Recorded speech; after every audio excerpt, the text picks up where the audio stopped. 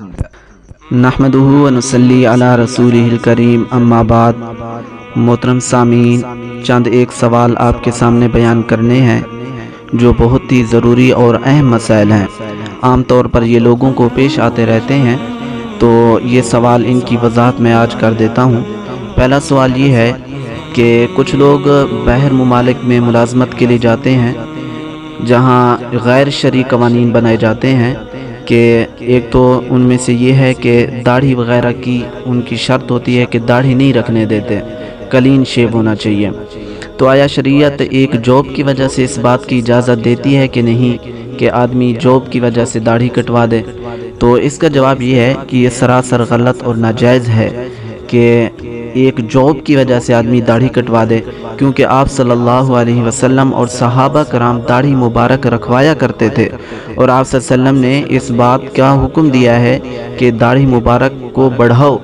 تو ہمیں بھی چاہیے کہ ہمیں اس کی متبادل جاب جو ہے وہ ڈھونڈنی چاہیے۔ اگر ایک جاب میں یہ شرائط پائی جا رہی ہے تو ہم دوسری جاب اس کے متبادل اختیار کر سکتے ہیں۔ تو لہٰذا جس جاب میں یہ شرائط وغیرہ پائی جاتی ہیں تو یہ ناجائز اور حرام ہے کہ شریعت کا مذاق اڑایا جائے، داڑھی کو کٹوایا جائے۔ لہٰذا اس جاب کو چھوڑ کر دوسری جاب جو ہے وہ اس کو اپنانا چاہیے۔ اچھا، دوسرا سوال یہ ہے کہ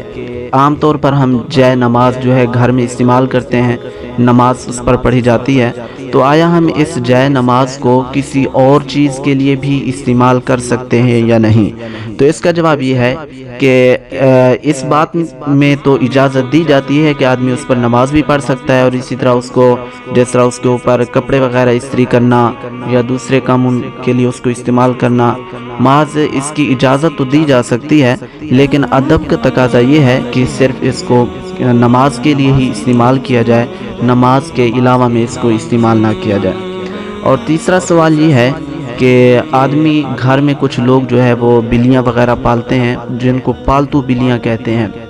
تو یہ اگر کپڑوں کے ساتھ لگ جائیں یا آدمی نماز پڑھ رہا ہوتا ہے تو اوپر آ جاتی ہیں مصلی وغیرہ پر،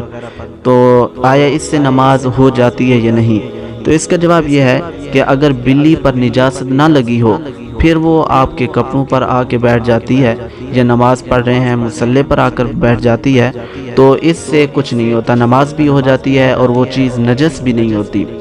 ہاں، اگر اس کے اوپر کوئی نجاست لگی ہوئی تھی، پھر آ کر وہ مصلی پر بیٹھ جاتی ہے اور وہ نجاست مصلی پر لگ جاتی ہے، یا آپ کے کپڑے پر بیٹھی ہے تو کپڑے پر نجاست لگ گئی ہے، تو پھر یہ چیز جو ہے آپ کے کپڑے ہو گئے یا مصلی ہو گیا یا جے نماز ہو گئی تو یہ نجس ہو جائیں گی، ان کا دھونا ضروری ہے۔ یہ چند ایک مسائل تھے جو میں نے آپ کے سامنے وضاحت کے ساتھ بیان کر دیے ہیں۔ اللہ تعالی ہمیں علم دین پڑھنے اور پڑھانے کی، سیکھنے کی توفیق عطا فرمائے۔ وآخر دعوانا ان الحمد للہ رب العالمین۔